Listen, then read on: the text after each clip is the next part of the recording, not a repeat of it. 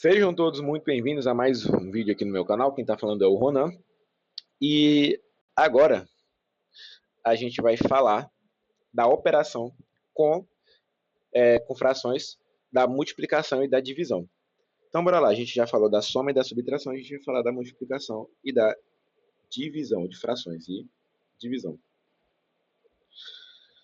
Cara, se eu tenho a multiplicação, lembra lá dos critérios de soma e subtração? A gente tinha que ter os denominadores iguais para a gente operar normalmente. E quando a gente tinha eles diferentes, a gente simplesmente transformava eles no mesmo denominador, baseado no mínimo múltiplo comum. Não é obrigado ser o mínimo múltiplo comum. Contanto que seja o múltiplo, já está valendo. Contanto que seja o múltiplo, já está valendo. Mas geralmente a gente sempre busca um mínimo múltiplo comum, mas não é obrigatório. Então, por exemplo, se eu tenho uma situação de prova em que a gente tem 3 sobre 47, esse número é muito feio, 3 sobre 30, e eu tenho justamente 5 vinteavos, que seja, 5 vinteavos. A gente não necessariamente precisa fazer o mínimo múltiplo comum. Então, de cara assim, o que me vem na minha cabeça é o quê? Cara, para mim, eu já sei, eu consigo visualizar que o 600 é um múltiplo entre eles, porque ele pode virar o 600 e ele também pode virar o 600. Tu vai perceber que vai dar certo da mesma forma. Para virar o 600, ele teve que ser multiplicado por 20, multiplica o 3 por 20 vai dar justamente 60. Para virar o 600, ele teve que ser multiplicado por 30, multiplica em cima por 30 vai dar 150, a gente vai ter o quê? 210 dividido por 600. Beleza, a gente já vai avançando aqui na matéria. E claro, ali a gente poderia simplificar aquela fração, né, no caso. Perfeito. Então, o que seria multiplicação e divisão de fração? Seria este caso aqui. Se eu tenho a fração A sobre B vezes a fração C sobre D, basta a gente operar com os numeradores em cima e embaixo. Ou seja, multiplica os numeradores e multiplica os denominadores. Isso aqui é diferente disso aqui. É igual a CD. Isso aqui é diferente. São duas coisas completamente diferentes, porque aqui nesse caso a gente sabe que a gente faria o produto entre, nesse caso esses daqui são os extremos, ou seja, a gente faria justamente o produto dos meios pelos extremos. Na verdade, o produto dos meios é igual ao produto dos extremos. Isso é uma linha de raciocínio de proporção. Ainda vou trazer essa aula aqui para a gente, sobre proporção. Então, beleza. Em multiplicação, simplesmente a gente multiplica o numerador com o denominador. Então, se eu tenho 3 sétimos vezes 4 quintos, multiplica o numerador com o numerador e denominador com denominador. 3 vezes 4, 12. 7 vezes 5 dá 35. Dá para simplificar? Não, não dá para simplificar. Por 4, por 3, por 5... Não, não dá para simplificar. Essa seria a fração irredutível. Beleza. Então, se eu tenho 8 terços vezes 4 sétimos, numerador com numerador, denominador com denominador. Então, dá 32, 21 avos. Então, se eu tenho 7 quintos vezes 8 terços, já falei 8 terços, mas também tanto faz, né? Isso aqui dá 56, 15 avos. Isso é multiplicação. É simplesmente multiplicar o denominador com o denominador. Agora a gente vai entrar na divisão. E a divisão é uma que cai bastante. Então, bora lá. Quando a gente está diante de A sobre B, que é uma fração, essa fração dividida por C sobre D, tu tem que lembrar dessa frase.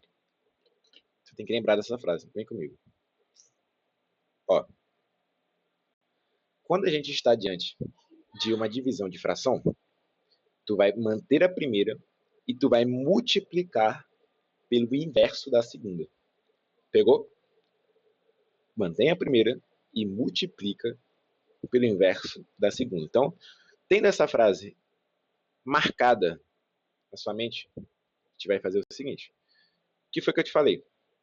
Numa divisão de fração, a gente mantém a primeira, A sobre B, e multiplica pelo inverso da segunda. O que é o inverso? É tu inverter, nesse caso, a fração. Qual é o inverso do 5? É 1,15. Ou seja, o 5, quando ele está sozinho, a gente pode representar ele como 5 sobre 1. Qual é o inverso dele? É a gente inverter a fração. ou seja, seria 1/5. Outra forma de visualizar é o que, no caso. O inverso, se eu quero justamente, por exemplo, o inverso de 7, o inverso vai ser esse número elevado a menos 1. Esse é o inverso de 7. Aí a gente vai resolver. Lembra lá de potenciação das propriedades? Quando a gente tem justamente uma base elevada a um número negativo, a um expoente negativo, nesse caso, a gente vai inverter a fração, então vai ficar justamente 1/7 e elevado ao expoente com o sinal trocado. É a mesma linha de raciocínio. Então, inverter a fração é justamente inverter a fração, justamente colocar o que estava embaixo vai para cima e o que estava em cima vai para baixo. Então, o que seria inverter a fração aqui? É justamente o quê? O D vai para cima e o C vai para baixo. Pronto. Isso é o core da divisão de fração. Pega a primeira, mantém ela e multiplica pelo inverso da segunda. Se eu tenho 3/7 dividido por 8/5, isso na verdade é 3/7 vezes 5/8. Pegou?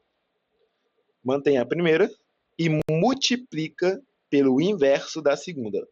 A segunda é 8/5. O inverso da segunda seria 5/8. Aí a gente cai naquela situação de multiplicar justamente o numerador com o numerador e o denominador com o denominador. Então, 3 vezes 5 dá 15, 7 vezes 8 dá 56. Se eu tenho 3, 3 já foi, né? Sei lá, mano, é muito estranho, é muito difícil ter criatividade para número aqui agora. 3/5 dividido por 1/2. Mantém a primeira e multiplica pelo inverso da segunda. E opera normalmente. 3 vezes 2 dá 6 e 5 vezes 1 dá o próprio 5. Essa aqui é a minha resposta. Beleza? Então, de multiplicação e divisão, a gente pega isso. Multiplicação e divisão, a gente pega isso. E divisão é, inclusive, até a mais importante. Então, se eu trouxer essa outra situação aqui. Se eu tenho, por exemplo, vou trazer 3 situações aqui. Deixa eu ver. Acredito que sejam 3. A primeira situação é essa aqui. A gente estava trabalhando com duas frações que justamente tinham numerador e denominador. Mas pode ser que a gente encontre uma divisão assim. Por exemplo, 3 dividido por 4/5. A gente vai fazer a mesma coisa. Lembra que se eu tenho, por exemplo, um número sozinho, esse número pode ser representado como 5/1? Então esse 3, ele está sozinho, mas ele pode ser representado como 3/1. Aí aqui a gente opera normalmente. Mantém a primeira e multiplica pelo inverso da segunda. Então fica 4/5, o inverso é 5/4, 3 vezes 5, 15 dividido por 4. Essa é a minha resposta. Então, de modo direto, a gente simplesmente a gente pegaria justamente o 3, 4/5, mantém a primeira e multiplica pelo inverso da segunda. Isso aqui é igual a 3 vezes o inverso é 5/4, e essa aqui é a mesma resposta que estava aqui. Então, essa é a primeira situação. A segunda situação seria caso o denominador não fosse uma fração. Então, aqui seria o quê? Se eu tenho 5/7 dividido por 9. Então, a primeira, a gente tinha... Lembra que a primeira a gente tinha o numerador, um número inteiro, normal, dividido por uma fração. Agora aqui é ao contrário. Aqui a gente vai ter uma fração dividida por um número inteiro. O que a gente vai fazer? Mesma coisa. Mantém a primeira. Lembra que esse 9 pode ser reescrito, pode ser olhado como 9/1. 5/7 ele vai ser mantido, então fica 5/7 e multiplica pelo inverso da segunda, que vai ser o quê? 1/9, ou seja, 5/63. Por isso que quando a gente está diante de uma fração por um número inteiro, ou seja, se a gente tem o 5/7 dividido por 9, a gente simplesmente fala que o 9 vai subir para cá multiplicando por conta justamente dessa linha de raciocínio. Isso é uma forma mais rápida de olhar a coisa, entendeu? Então, era só 2, eu pensei que eram mais, mas foram só essas duas situações. Então, multiplicação e divisão a gente pegou. Multiplicação a gente tem numerador com numerador, denominador com denominador, sem critérios em relação à igualdade de numeradores ou denominadores, a gente simplesmente multiplica.